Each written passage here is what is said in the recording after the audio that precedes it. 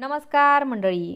Star प्रवाहावरील लग्नानंतर होईलच प्रेम या मालिकेच्या पुढील येणाऱ्या भागामध्ये आपल्याला असं बघायला मिळणार आहे की अखेर जीवाच्या दबावामुळे नंदिनी सही करत असते, पण मात्र त्याचवेळी तिला पारचा फोन येतो. नंदिनी म्हणते की तुम्ही पोहोचले का आणि काव्या कुठे आहे. तेव्हा पार्थ घडलेला सर्व प्रकार नंदिनीला सांगतो. त्यानंतर नंदिनीला हे ऐकून धक्काच बसतो आणि ती जीवाला घेऊन ताबडतोब हॉस्पिटलला जायला निघते. इकडे वसुंधरा आणि रम्याला तर खूपच आनंदाची बातमी मिळालेली असते.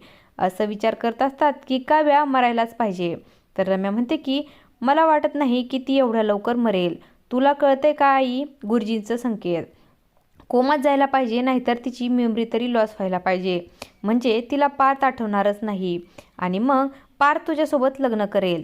तेव्हा रम्या म्हणते की पार्थ असं सहजासहजी काव्याला सोडणार नाही. तेव्हा वसुंधरा म्हणते की जर असं झालं की काव्याला लग्नानंतरचं काही आठवत नाहीये, तर म्हणजे तिला फक्त एवढंच आठवतंय की तिचं जीवावर प्रेम आहे आणि तिचं लग्न झालंच नव्हतं. मग तर काव्याही तिचा नवरा म्हणून फक्त जीवालाच बघेल.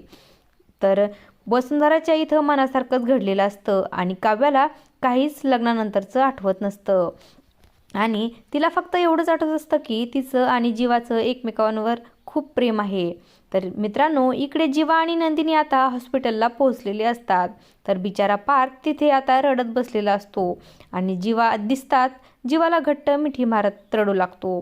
जीवा म्हणतो की अरे असं काय रडतोयस, आपल्या काव्याला काहीच होणार नाही, तू हिंमत ठेव. आणि तुम्ही तर एक्झामला चालले होते ना, तर सगळं हे अचानक कसं काय घडलं. त्यानंतर मात्र पार्थ घडलेला सर्व प्रकार नंदिनी आणि जीवाला सांगू लागतो. कशा प्रकारे त्या गुंडांनी काव्याच्या डोक्यात हॉकी स्टिक मारली, त्यावेळेस मी त्यांना सांगणारच होतो की मी त्यांना माफ केले, पण तेही सांगू शकलो नाही. तर नंदिनी आता पार्थला म्हणतो की बघा, तुम्ही उगाच काळजी करताय, आपल्या काव्याला काहीच होणार नाहीये. तर पार्थ म्हणतो की मी सुद्धा काही तिला होऊ देणार नाही. काही झालं तरी काव्याला बरं व्हावंच लागेल. त्यांना एक्झामला जायचं आहे, परीक्षा द्यायची आहे आणि त्यांचं स्वप्न पूर्ण करायचं आहे. तर इकडे नंदिनी आता रडत बसलेली असते आणि तिला आता काव्यासोबत घालवलेले सगळे जुने क्षण आठवत असतात.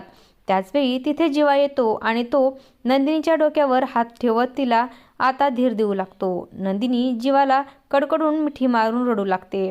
तर जीवाला सुद्धा आता जुने क्षण आठवू लागतात. तर इकडे घरी आता मानिनी देवाकडे प्रार्थना करत असते की लवकरच माझी काव्या बरी होऊ देत.